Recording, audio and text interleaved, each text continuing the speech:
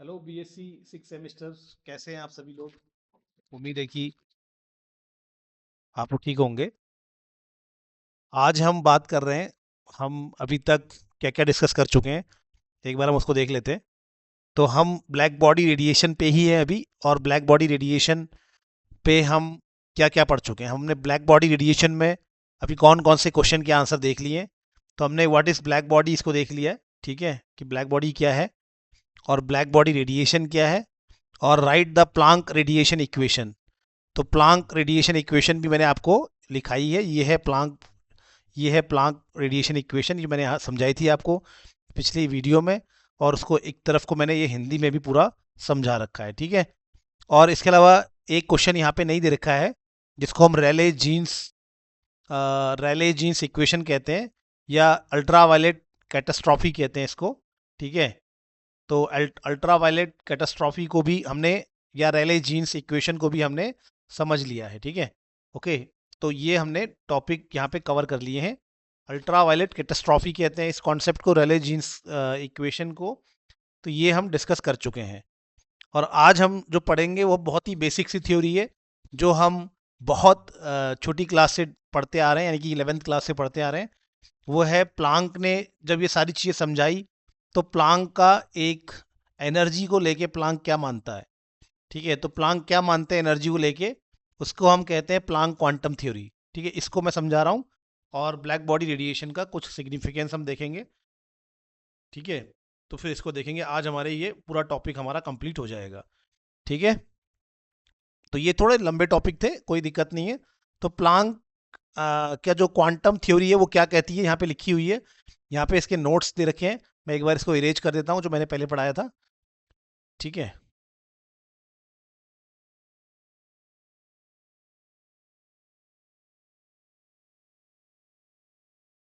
ठीक है, तो प्लांक क्या कहता है आप देख लीजिए। प्लांक क्या कहता है उसको हम बहुत ध्यान से पढ़ेंगे, समझेंगे।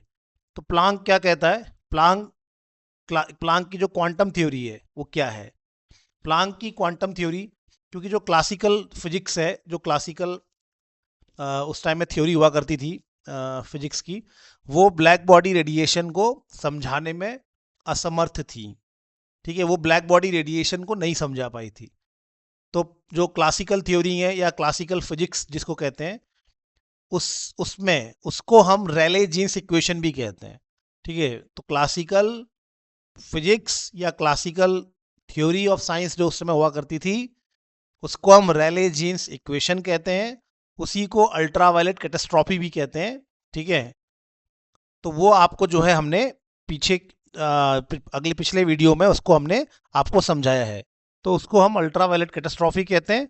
ये आपको हम पिछली वीडियो में पूरा डिटेल में डिस्कस कर चुके हैं, वहाँ आप एक बार ज़रूर देख लीजिएगा। अब प्लांक एनर्जी के बारे में क्या मानता है, वो प्लांक क्वांटम थ्योरी कहलाती है, ठीक है। तो प्लांक कहता है कि कोई भी सब्सटेंस, यहाँ पे इसका पॉइंट हमें दे रखा है, हमने इसको समझना है, ये हमारी प्लांक की थ्योरी है। तो क्लासिकल फिजिक्स क्या नहीं समझा पाती, क्लासिकल फिजिक्स ब्लैक बॉडी को नहीं समझा पाती, तो प्लांक वहाँ पे समझाता है। प्लांक कहता है, क्या कहता है प्लांक, कि एनर्जी, कोई भी ऑब्जेक्ट जब एनर्जी छोड़ता है या एब्जॉर्ब करता है, ये बहुत ही इंपॉर्टेंट है, प्लांक क्वांटम थ्योरी बहुत इंपॉर्टेंट है। लेकिन प्लांक रेडिएशन इक्वेशन भी बहुत इंपॉर्टेंट है, जो पिछले वीडियो में हमने डिस्कस किया है, समझा है। तो आप जरूर उसको देख लीजिए, जरूर समझ लीजिए, ठीक है। तो प्लांक, ये जो हमारा प्लांक का जो थ्योरी है, प्लांक क्वांटम थ्योरी है, वो क्या कहती है, मैं उसको आपको बता रहा हूँ, उसको देखिए। तो प्लांक क्वांटम थ्योरी कहती है कि एनर्जी इज इमिटेड और absorbed in a discrete packet call quanta. इसका मतलब कोई भी जो ऑब्जेक्ट है इस संसार में, जो भी एनर्जी छोड़ रहा है, कोई भी ऑब्जेक्ट इस संसार में जब एनर्जी छोड़ता है, जैसे कि ये कैंडल है, ये जब एनर्जी को छोड़ रहा है, लाइट को छोड़ रहा है, यहाँ पे ये लाइट को छोड़ रहा है, और यहाँ लाइट एक एनर्जी है, ठीक है। तो ये जो हमारा कैंडल है, ये जब एनर्जी को छोड़ेगा लाइट के रूप में, ठीक है, या गर्मी के रूप में, हीट के रूप में, तो ये एनर्जी को कंटिन्यू नहीं छोड़ता है, लगातार नहीं छोड़ता है, ये एनर्जी को लगातार नहीं छोड़ता है, ये एनर्जी को ऐसे टुकड़ों में छोड़ता है। ये एनर्जी को क्या करता है, ऐसे टुकड़ों में छोड़ता है, ऐसे एनर्जी के पैकेट्स में छोड़ता है। हमें दिखता है लगातार, मतलब आपको लाइट लगातार आती हुई दिख रही है, लेकिन वो लगातार नहीं आ रही है, वो रुक रुक के आ रही है एक तरह से। पहले थोड़ी छोड़ी, वो हम तक पहुंच रही है, वो एक पैकेट हो गया, फिर से छोड़ी, फिर वो एक पैकेट हो गया। तो हम तक कोई भी ऑब्जेक्ट जब एनर्जी छोड़ता है और इवन जब वो एनर्जी लेता है, तो वो डायरेक्ट मतलब कितनी भी एनर्जी नहीं छोड़ रहा होता है, वो कितनी भी एनर्जी नहीं ले रहा होता है, वो हमेशा एनर्जी को छोड़ने का काम और एनर्जी को लेने का काम हमेशा एनर्जी के छोटे छोटे टुकड़ों में करता है। ठीक है, वह एनर्जी के छोटे छोटे टुकड़ों में एनर्जी को लेता है, या एनर्जी के छोटे छोटे टुकड़ों में, एनर्जी के छोटे छोटे बंडल्स में एनर्जी को छोड़ता है। और इन्हीं बंडल्स को, इन्हीं टुकड़ों को क्या कहा जाता है? क्वांटा कहा जाता है। इन्हीं को क्या कहते हैं? क्वांटा कहते हैं। ठीक है, फॉर एग्जाम्पल आपको ऐसे एक एग्जाम्पल दे रहा हूँ, ये मशीन गन है। मान लेते भैया आपके पास कोई एक मशीन गन जैसी कोई गन है, ठीक है, इस तरह से आपके पास ये कोई मशीन गन है, ठीक है, ऐसे करके ऐसे बना रहा हूँ मैं, ऐसे ये मशीन गन है। अब मशीन गन जब चलती है तो हमें लगता है कि यार गोलियां एकदम लगातार आ रही हैं, दिखती भी नहीं है ना, तो लगता है कि वो गोलियां हमारे पास क्या लगातार आ रही हैं। लेकिन अगर आप बहुत ध्यान से देखोगे, अगर आपके पास कोई ऐसा कैमरा होता है बहुत स्लो, तो आपको गोलियां नजर आती, वहां पे आपको ऐसे गोलियां नजर आती। ठीक है, तो ये जो लगातार आ रही है एनर्जी, ये जो लगातार आ रही है एनर्जी, इसको बोलते हैं क्लासिकल थ्योरी। ये क्लासिकल थ्योरी कह रही है। तो क्लासिकल थ्योरी के अनुसार मशीन गन लगातार एनर्जी छोड़ रही है, लगातार मतलब उसे लगातार एक के बाद एक, मतलब एक के बाद एक गोलियां नहीं, गोलियों का एक ऐसे ऐसे फ्लो बना है वहां पे लगातार। ठीक है, लेकिन अगर हम क्वांटम फिजिक्स की तरफ जाते हैं, क्वांटम थ्योरी की तरफ जाते हैं, क्वांटम मैकेनिक्स की तरफ जाते हैं, प्लांक को सुनते हैं, तो प्लांक बोलता है कि यार रुको, रुको, और आप ध्यान से देखोगे तो आपको मालूम चलेगा कि वो जो बंदूक है, वो जो मशीन गन है, वो कंटिन्यूस नहीं है। वो पहले एक गोली छोड़ती है, फिर रुकती है, फिर दूसरी गोली छोड़ती है, फिर रुकती है, फिर तीसरी गोली छोड़ती है, रुकती है। यानी कि वो एनर्जी को लगातार रिलीज नहीं कर रही है, वो एनर्जी को टुकड़ों में रिलीज कर रही है। और इन्हीं गोलियों को, इन्हीं टुकड़ों को, इन्हीं एनर्जी के पैकेट्स को, इन्हीं एनर्जी के बंडल्स को क्या कहा जाता है? इन्हीं को कहा जाता है क्या बच्चों? इन्हीं का नाम है क्वांटा। इन्हीं को क्या कहते हैं? क्वांटा। तो क्वांटा क्या है? क्वांटा का मतलब है कि जब भी कोई ऑब्जेक्ट एनर्जी को छोड़ता है, तो वो एनर्जी को कंटिन्यूस नहीं छोड़ता है, वो एनर्जी को हमेशा छोटे छोटे टुकड़ों में, छोटे छोटे बंडल्स के रूप में एनर्जी को छोड़ता है। उन्हीं छोटे छोटे टुकड़ों को, उन्हीं छोटे छोटे बंडल्स को क्या कहा जाता है? उन्हीं छोटे छोटे टुकड़ों को, उन्हीं छोटे छोटे बंडल्स को क्या कहते हैं? क्वांटा कहते हैं। तो इसको लिखेंगे जरा सा, हिंदी में लिख लेंगे। तो क्या कह रहा है ये कह रहा है कि जब कोई क्या करता है? जब कोई जब कोई जब कोई जब कोई ऑब्जेक्ट क्या करता है? जब कोई ऑब्जेक्ट एनर्जी छोड़ता है, एनर्जी को छोड़ता है, या एनर्जी को क्या करता है?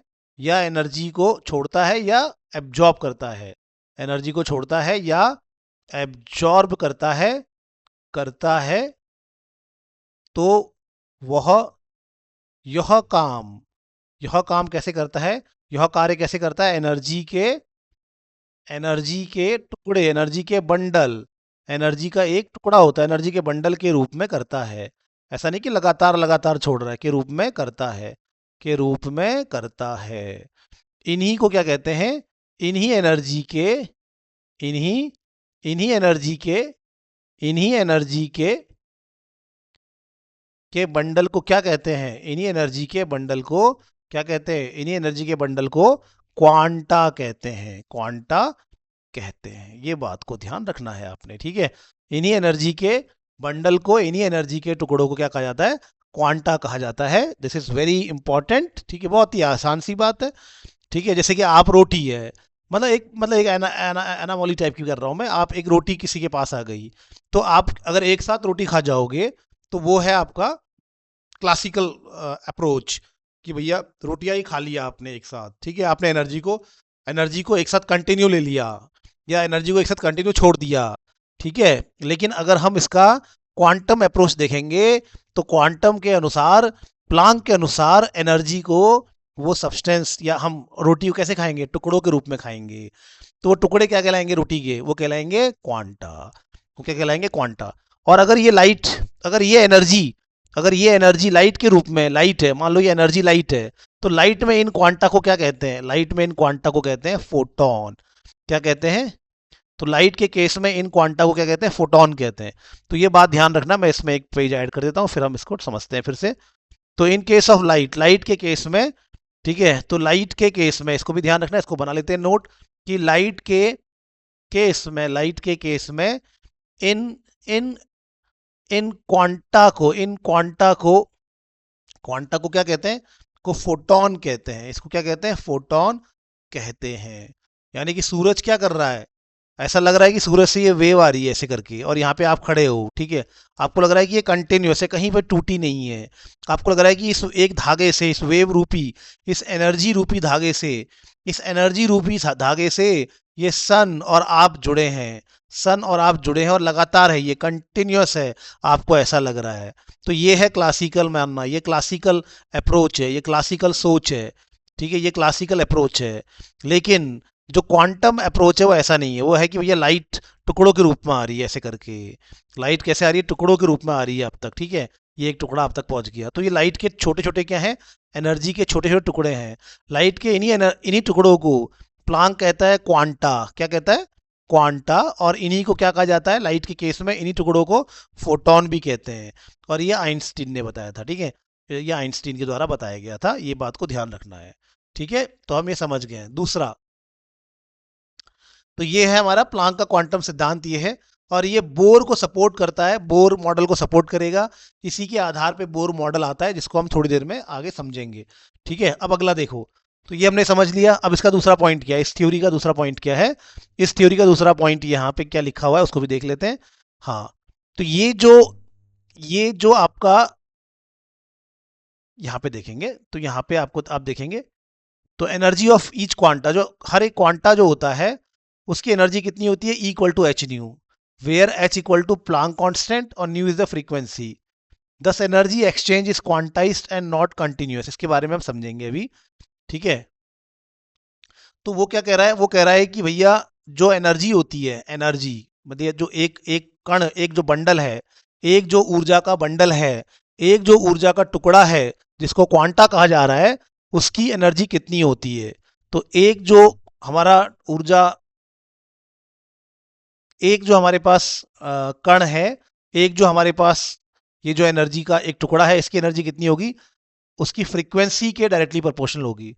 जो एनर्जी होगी वो किसके प्रोपोर्शनल होगी, फ्रीक्वेंसी के। फ्रीक्वेंसी का मतलब क्या है भैया, जैसे ये कण है, ये एक आपका क्या है, ये एक आपका क्वांटा एनर्जी का एक एक पैकेट है, ठीक है, ये एक पैकेट है। ये कितनी तेजी से मोशन कर रहा है, ये टुकड़ा कितनी तेजी से मोशन करता हुआ आगे बढ़ रहा है, ठीक है, कितनी तेजी से ये टुकड़ा क्या कर रहा है, वाइब्रेशन करता हुआ आगे बढ़ रहा है, ठीक है। एक सेकंड में कितना वाइब्रेशन करेगा, इसको फ्रीक्वेंसी कहते हैं। एक सेकंड में कितना वाइब्रेशन करेगा, इसको फ्रीक्वेंसी कहते हैं। तो वो कह रहा है कि क्वांटा की फ्रीक्वेंसी जितनी ज़्यादा होगी, ये जो क्वांटा होता है ना, ऐसे वाइब्रेशन करता हुआ आगे बढ़ता है, ठीक है। तो ये क्वांटा की फ्रीक्वेंसी, क्वांटा जितना ज़्यादा फ्रीक्वेंसी करेगा उतनी ज़्यादा उसकी एनर्जी होगी। सीधी बात है यार, जिसकी फ्रीक्वेंसी, जो ज़्यादा हिल रहा है डुल रहा है, जो ज़्यादा हिल रहा है कूद रहा है, जो ज़्यादा मटक रहा है, उसी की ऊर्जा ज़्यादा होती है ना। तो क्वांटा की फ्रीक्वेंसी जितनी ज़्यादा होगी उतनी ही उसकी एनर्जी भी होगी। और यहाँ पे हम प्रोपोर्शनलिटी का साइन हटा के क्या देते हैं, यहाँ पे हम प्रोपोर्शनलिटी का साइन हटा के एक देते हैं कांस्टेंट, और इस कांस्टेंट को क्या कहते हैं हम, Planck constant. This constant is known as a Planck constant. याद रखना है, अभी इस प्लांक कांस्टेंट की वैल्यू देखेंगे। तो इस प्लांक कांस्टेंट की वैल्यू याद रखना, अच्छे से रट लेना बच्चों, ठीक है। इस प्लांक कांस्टेंट की वैल्यू निकाली जाती है फोटो इलेक्ट्रिक इफेक्ट। जब एक फोटो इलेक्ट्रिक इफेक्ट हम देखते हैं, तो उसका जो एक्सपेरिमेंट करते हैं, उसका एक्सपेरिमेंट करके हम एक ग्राफ बनाते हैं, ठीक है, फ्रीक्वेंसी वर्सेस स्टॉपिंग, जो क्या बोलते हैं, हम क्या कह सकते हैं इसको, फ्रीक्वेंसी वर्सेस स्टॉपिंग पोटेंशियल के बीच में, ठीक है। तो हम एक ग्राफ बनाते हैं और उस ग्राफ के आधार पे फिर ये प्लांक कांस्टेंट की वैल्यू हम फाइंड आउट करते हैं। और ये जो हमारा ग्राफ बनता है पूरा एक्सपेरिमेंटल होता है, यहाँ तो नहीं आएगा, लेकिन जब आप लैब में जाएंगे तो वहाँ पर आप स्टॉपिंग पोटेंशियल वर्सेस जो फ्रीक्वेंसी का ग्राफ बनाएंगे, तो वहाँ पे आप स्लोप की हेल्प से इस प्लांक कांस्टेंट की वैल्यू को फाइंड आउट करते हैं। फिलहाल के लिए आप प्लांक कांस्टेंट की वैल्यू ध्यान रखिए, इसकी वैल्यू होती है 6.6 इंटू 10⁻⁻34 जूल सेकेंड। ये अच्छे से आपको आना चाहिए, ठीक है। तो प्लांक कांस्टेंट की वैल्यू ध्यान रखेंगे। तो ये बोल रहा है भाई, ये क्या बोल रहा है, आपका प्लांक का क्वांटम सिद्धांत क्या बोल रहा है, पहला पॉइंट क्या बोल रहा है, यहाँ पे लिखा दिया मैंने आपको ब्लैक पेन से, कि जब भी कोई ऑब्जेक्ट एनर्जी छोड़ता है या एब्जॉर्ब करता है तो वो हमेशा टुकड़ों में करता है, एनर्जी के टुकड़े, एनर्जी के बंडल के रूप में करता है। इन्हीं एनर्जी के बंडल को क्या कहते हैं, क्वांटा कहते हैं, और लाइट के केस में इसको फोटोन कहते हैं। और ये जो एनर्जी के, जो इसकी क्वांटा की जो एनर्जी होगी वो कितनी होगी भैया, जितना वो क्वांटा उछलेगा, जितना वो क्वांटा नाचता हुआ आगे बढ़ेगा, वाइब्रेशन करता हुआ आगे बढ़ेगा, उतनी ही उसके अंदर क्या होगी, एनर्जी होगी। और इसका मतलब उसकी जो फ्रीक्वेंसी होगी वो जितनी ज़्यादा होगी उतनी एनर्जी होगी। तो ई प्रोपोर्शनल क्या हो जाएगा, फ्रीक्वेंसी। और प्रोपोर्शनलिटी का साइन हटा देंगे तो वहाँ पे क्या लगाएंगे हम, एक कांस्टेंट लगाएंगे बच्चों। और उस कांस्टेंट का नाम क्या होगा, उस कांस्टेंट का नाम होगा प्लांक कांस्टेंट। और उसको कैसे दर्शाएंगे, एच से रिप्रेजेंट करेंगे। ठीक है, बस ये हो गया। लास्ट पॉइंट है, लास्ट पॉइंट ये है कि जब भी कोई ऑब्जेक्ट, कोई भी वस्तु, कोई भी ऑब्जेक्ट, कोई भी कोई भी ऑब्जेक्ट आधा क्वांटा कभी एब्जॉर्ब नहीं करता। कोई भी ऑब्जेक्ट आधा क्वांटा ना ही ना ही छोड़ता है, ना ही छोड़ता है, कोई भी ऑब्जेक्ट आधा क्वांटा ना ही छोड़ता है और ना ही एब्जॉर्ब करता है, ना ही एब्जॉर्ब करता है। ठीक, ये भी एक बहुत इंपॉर्टेंट पॉइंट है, ना ही छोड़ता है और ना ही एब्जॉर्ब करता है। ठीक है, इसका मतलब जब भी कोई ऑब्जेक्ट, मान लो कि भैया कोई ऑब्जेक्ट छोड़ रहा है, या तो वो 3 ही क्वांटा छोड़ेगा, एक क्वांटा की एनर्जी एच न्यू है, तो 3 क्वांटा की एनर्जी कितनी होगी, 3 एच न्यू। या तो 4 एच न्यू छोड़ेगा, या 5 एच न्यू छोड़ेगा, या 6 एच न्यू छोड़ेगा, या 2 एच न्यू छोड़ेगा, या 1 एच न्यू छोड़ेगा, या इतना लेगा, लेकिन ये 1.5 2.5 ऐसा वो कभी भी नहीं करेगा। यानी कि वो, इसको हम एक और तरीके से बोल सकते हैं, इसी सेंटेंस को जो मैंने ऊपर लिखा है, इसी सेंटेंस को हम बोल सकते हैं कि ऑब्जेक्ट जो है हमेशा हमेशा क्या करेगा, जो टोटल क्वांटा छोड़ेगा, टोटल एनर्जी छोड़ रहा है वो हमेशा एक क्वांटा का होल नंबर क्या होगा, होल नंबर इंटीजर होगा, होल नंबर मल्टीपल होगा। ठीक है, ओके, होल नंबर मल्टीपल होगा। ऐसा नहीं कि वो कोई हाफ है, ऐसा नहीं कहते हैं। ठीक है, वो कैसा पॉइंट में ऐसा नहीं कहा जाता है। समझ गए ना कि भैया आपका जो ऑब्जेक्ट है, अगर वो क्वांटा छोड़ रहा है तो 3 ही क्वांटा छोड़ेगा, यानी कि यानी कि टोटल एनर्जी कितनी छोड़ रहा है, अगर 3 क्वांटा छोड़ रहा है वो, तो टोटल एनर्जी 3 एच न्यू छोड़ रहा है। या तो वो 4 ही क्वांटा छोड़ेगा, या 4 ही क्वांटा एब्जॉर्ब करेगा, या 10 ही क्वांटा एब्जॉर्ब करेगा, लेकिन वो कभी भी डेसिमल में नहीं चलेगा। ठीक है, तो ये इस थ्योरी का एक और पॉइंट है। तो ये बस इतनी सी थ्योरी है, इसको ऐसे ध्यान रखना है। बहुत ही सिंपल बात करता है कि भैया ऑब्जेक्ट हमेशा एनर्जी कंटिन्यूस फॉर्म में ना तो छोड़ता है ना ही लेता है, वो डिसकंटिन्यूस फॉर्म में होती है एनर्जी। डिसकंटिन्यूस फॉर्म मतलब टुकड़ों के रूप में, कि पहले छोड़ी फिर रुक गया, फिर छोड़ी फिर रुक गया, टुकड़े छोड़ रहा है, पहले छोड़ी रुक गया, फिर छोड़ी रुक गया। तो एनर्जी लगातार नहीं आ रही। आपको लग रहा है कि बल्ब से एनर्जी लगातार आ रही है, ऐसा नहीं है। तो वो पहले कुछ टुकड़े छोड़ रहा है एनर्जी के, वो मुझ तक पहुंच रहे हैं, फिर कुछ पहुंच रहे हैं, फिर छोड़ रहा है, फिर कुछ पहुंच रहे हैं। मतलब ये जो एनर्जी आ रही है मुझ तक इस ट्यूबलाइट से, ये लगातार नहीं आ रही है, टुकड़ों के रूप में आ रही है, ये एनर्जी के बंडल्स के रूप में आ रही है। इन्हीं को क्या कहते हैं, फोटॉन्स कहते हैं या क्वांटा कहते हैं। ठीक है, अभी मुझे इतना कंटिन्यूस क्यों लग रहा है, मुझे लग रहा है कि ऐसा तो कहीं, मतलब ऐसा कोई गैप तो नजर नहीं आ रहा। इतना कंटिन्यूस क्यों लग रहा है, इतना कंटिन्यूस इसलिए कर रहा है, लग रहा है क्योंकि वो बहुत तेजी से हो रहा है वो काम। जैसे कि मशीन गन है, वो बहुत तेजी से चलती है, तो हमें लगता है कि यार ये लगातार ही, ये चीज लगातार ही हो रही है कुछ चीज।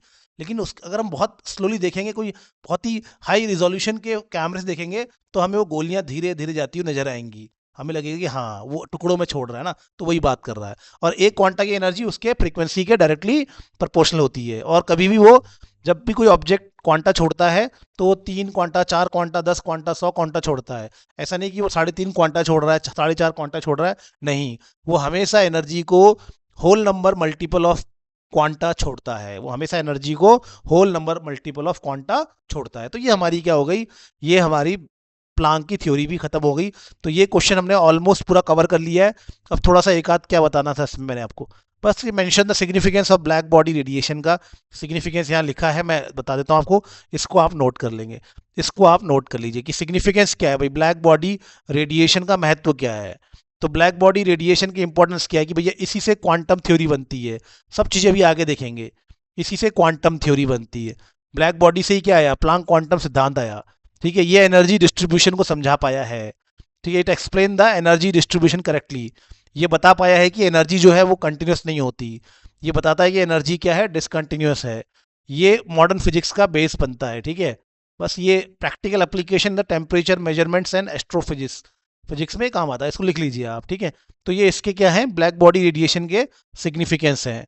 तो अब हम क्या चलेंगे, हमारा नेक्स्ट क्वेश्चन होगा what is photo electric effect. अब आते हैं, हमारा नेक्स्ट टॉपिक है फोटो इलेक्ट्रिक इफेक्ट, ठीक है। तो हम अगला टॉपिक क्या पढ़ेंगे, देखिए मैं बता देता हूँ आपको। तो हमारे पास अब आएगा ये चैप्टर में हम कहाँ पहुंच गए हैं। तो हमने इस चैप्टर में क्या क्या डिस्कस कर लिया, प्लांक रेडिएशन लॉ पढ़ लिया है, ब्लैक बॉडी में बहुत सारी बातें पढ़ी। अब प्लांक रेडिएशन लॉ पढ़ेंगे। अब आते हैं, हम ये पढ़ चुके हैं, प्लांक रेडिएशन लॉ पढ़ चुके हैं। अब हमारा जो अगला टॉपिक चलेगा वो है black body, sorry photo electric effect. तो अगली वीडियो में आपको मैं ब्लैक फोटो इलेक्ट्रिक इफेक्ट बताऊंगा। फिर हम बोर मॉडल में जाएंगे, कॉम्पटन इफेक्ट, डी ब्रॉगली, ये सारी चीज़ें पढ़ेंगे, बहुत ही ईजी है, हम इसको फटाफट से कवर करेंगे, ठीक है। ओके, तो जुड़े रहिए हमारे साथ, पढ़ते रहिए। तो इस पूरे, हम इस पूरी यूनिट्स को, इस पूरे सिलेबस को हम कवर करेंगे। उम्मीद है जल्दी से जल्दी हम इसको कवर करने की कोशिश करेंगे। अब कंटिन्यू आपकी वीडियोस आती रहेंगी, आप सुनते रहिए, लाइक कीजिए, सब्सक्राइब कीजिए और शेयर कीजिए। Thank you very much, bye bye, take care.